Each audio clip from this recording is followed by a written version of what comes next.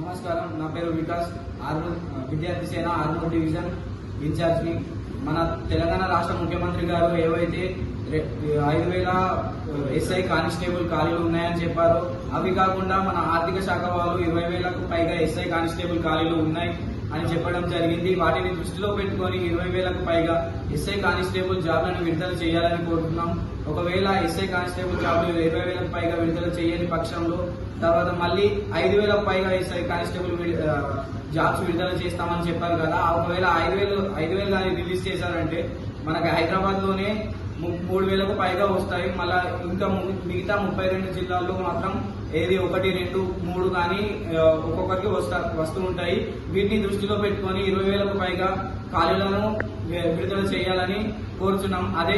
అది కాకుండా ఇంకా మళ్ళీ ఎన్నికల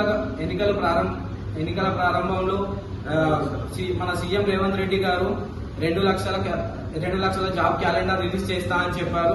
అది కూడా రిలీజ్ చేయలేదు. ఒకవేళ అది కూడా రిలీజ్ చేయకపోతే మేము ఈ జూలై 31 తారీఖు లోపు విద్యార్థి పోరుబాటు అనే కార్యక్రమం పెట్టుకొని మన రాష్ట్రంలో ఉన్న అందరూ నిరుద్యోగులను ఏకమై పెద్ద ఎత్తున కార్యక్రమం చేపడతామని విద్యార్థి సేన వారు డిమాండ్ చేస్తున్నారు.